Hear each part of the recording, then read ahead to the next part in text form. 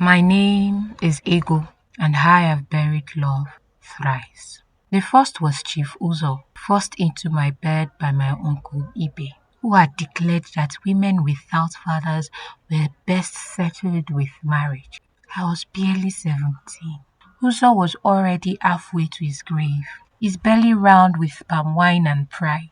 I cried on my wedding night, then again 2 weeks later, on AK market morning, and I found him stiff on our mat with bloodshot eyes.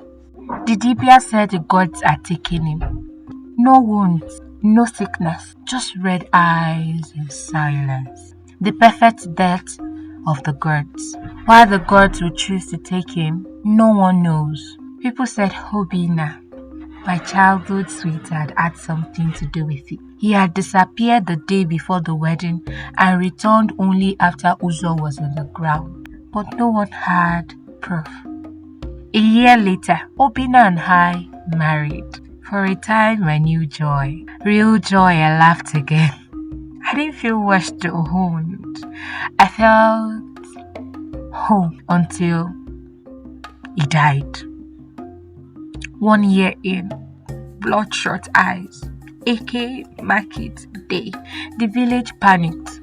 Women spat 3 times when I passed. Men crossed the road.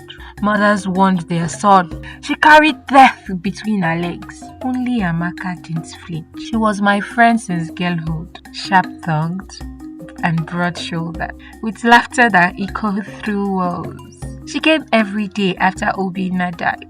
She cooked, cleaned, held me at night when the grief choked me. She was also there when Nnamdi, Obina's best friend, started visiting more often. He brought me fruit and firewood. And when he asked to marry me, I said yes, not because I loved him, but because it silenced the whispers for a while. Until he too died. AK market day. Bloodshot eyes. This time, Amaka screamed louder than I did.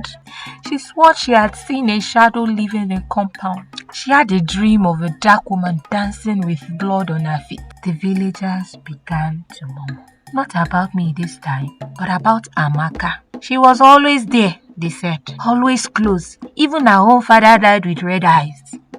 Some claimed she was possessed. Others claimed she was jealous. That she had been in love with Obina too. That she was punishing the men who dared touch me. One night, I caught 2 boys sneaking near my hut, whispering about whether Amaka, the cost, was hiding poison in the plenty beads she always wore around her waist. She knew about the rumors. She laughed them off. But I saw the way her hands trembled whenever I talked about my list husbands. The way she stopped sleeping over. Her eyes lingered too long on the Dibia shrine whenever we passed it. She began avoiding mirrors. Refused food unless she cooked it herself once. I saw her watching me. Long and hard, like she was really trying to find something behind my smile. And one night, she whispered, "What if the rumors are true, Ego? What if I am the reason they died?" I pulled her into my arms, stroked her hair. "And then you will stop coming close to any man who comes near me," I said, smiling.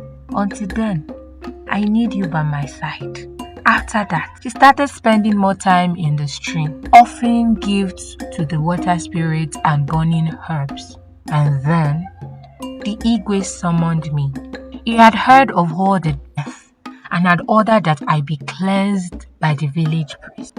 I did not object when the guards came to take me away. Amaka tried to protect me, but I assured her that I was fine. The Igwe is a good man. He only wants to be certain I'm not a threat to his people. As I followed the guards, I heard Amaka's lights up, and all I could think of was how she'd sleep after eating the meal she made, but I laced with just enough spice. How she'd be found dead with bloodshot eyes tomorrow morning. The first one I hated. The second, I loved, but he caught me with the third. And the third, he was secretly messing with my best friend who I'm about to send to him. They were not secretive enough, I'm afraid. Whoever started that tale, that bloodshot eyes meant the gods had visited, must have been a woman like me.